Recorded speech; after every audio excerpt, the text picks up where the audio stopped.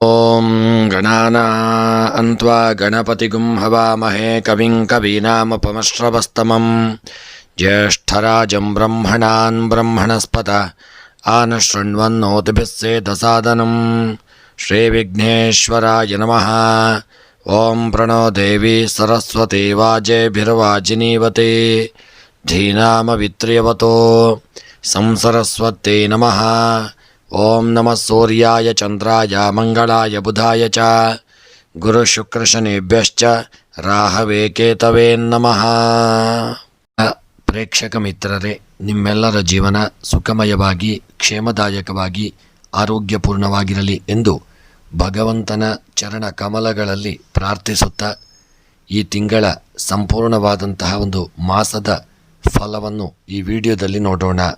ಮಿಥುನ ರಾಶಿ ಜುಲೈ 2025 ತಿಂಗಳ ಭವಿಷ್ಯ. ಮಿಥುನ ರಾಶಿಯವರಿಗೆ ಈ ತಿಂಗಳ ಗ್ರಹಸ್ಥಿತಿಯ ಪ್ರಕಾರ ಬುಧ ಮಿಥುನ ರಾಶಿಯ ಅಧಿಪತಿ.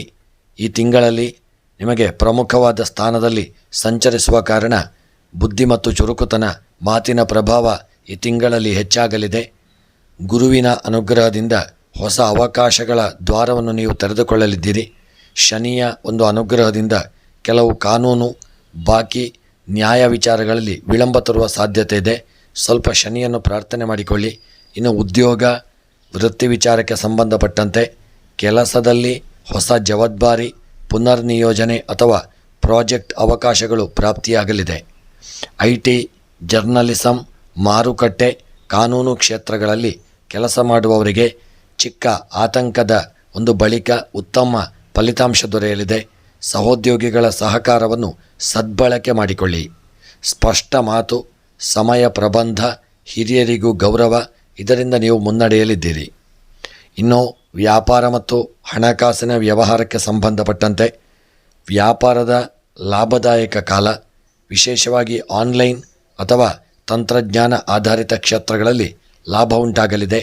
ಹೊಸ ಹೂಡಿಕೆ ಅಥವಾ ವಿದೇಶಿ ವ್ಯವಹಾರಗಳಿಂದ ಲಾಭ ಸಿಗುವಂಥ ಸಾಧ್ಯತೆ. ಆದಾಯ ಮತ್ತು ಖರ್ಚು ಎರಡೂ ಜಾಸ್ತಿ ಇರಬಹುದು. ಬಜೆಟ್ ಪ್ಲ್ಯಾನ್ ತುಂಬ ಅಗತ್ಯ. ಹಣ ಹೂಡಿಕೆಗೆ ಮುಂಚೆ ಉತ್ತಮ ತಜ್ಞರ ಒಂದು ಸಲಹೆ ಪಡೆದು ಕಾರ್ಯನಿರ್ವಹಿಸತಕ್ಕಂಥದ್ದು ಉತ್ತಮ. ವೈವಾಹಿಕ ಮತ್ತು ಪ್ರೇಮ ಸಂಬಂಧದ ವಿಚಾರಗಳಿಗೆ ಸಂಬಂಧಪಟ್ಟಂತೆ ದಂಪತಿಗಳ ನಡುವೆ ಕಲಹ, ನಂತರ ಸಮಾಧಾನವೂ ಇರುತ್ತದೆ. ಸಂಬಂಧಗಳಲ್ಲಿ ಸ್ಪಷ್ಟತೆ ಇರಬೇಕು. ದ್ವಂದ್ವಗಳಿಂದ ದೂರವಿರಿ. ಪ್ರೇಮಿಗಳಿಗೆ ಸಂಭಾಷಣೆಯಲ್ಲೂ ಗಂಭೀರತೆಯ ಅಗತ್ಯ ಬೇಕು. ಭಾವನೆಗಳಿಗಿಂತ ಸಮಜಾಯಿಷಿ ಹೆಚ್ಚು ಬೇಕಾದ ತಿಂಗಳಾಗಲಿದೆ.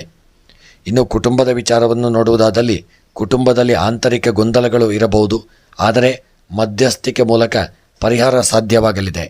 ಮಕ್ಕಳ ಸಾಧನೆ ಖುಷಿ ನೀಡಬಹುದು. ಹಿರಿಯರೊಂದಿಗೆ ಸಮಯ ಕಳೆಯುವುದು ಮನೆಯ ಒಂದು ಶಾಂತಿಗೆ ಕಾರಣವಾಗಲಿದೆ. ಮನೆಯ ಎಲ್ಲರ ಮಾತು ಕೇಳಿ ತೀರ್ಮಾನ ನಿರಪೇಕ್ಷಿತವಾಗಿರಲಿ. ಇನ್ನು ಆರೋಗ್ಯದ ವಿಚಾರವನ್ನು ನೋಡುವುದಾದರೆ ಮಾನಸಿಕ ಒತ್ತಡ ಮತ್ತು ನಿದ್ರೆಯ ಸಮಸ್ಯೆ ಇರುವ ಒಂದು ಸಾಧ್ಯತೆಗಳು ಬರಬಹುದು. ಎಚ್ಚರಿಕೆ ಇರಲಿ. ಕೆಲವರಿಗೆ ಶೀತ, ಜ್ವರ, ದೇಹದ ನಿಸ್ಸಹತೆ ಅನುಭವವಾಗಬಹುದು. ಬೆಳಗ್ಗೆ ಸೂರ್ಯನ ಬೆಳಕಿನಲ್ಲಿ 10 ನಿಮಿಷಗಳ ಕಾಲ ಆದಷ್ಟು ಸೂರ್ಯನನ್ನು ಜಪ ಮಾಡಿಕೊಳ್ಳಿ. ಮತ್ತು ಸ್ನಾನಕ್ಕೂ ಮೊದಲು ಎಣ್ಣೆ ಮರ್ಜನೆ, ಲಘು ಯೋಗ, ವಾಯು ಚಿಕಿತ್ಸೆ, ತುಂಬ ಪ್ರಾಣಾಯಾಮ, ಯೋಗ ಧ್ಯಾನ ತುಂಬ ಪ್ರಯೋಜನಕಾರಿಯಾಗಲಿದೆ.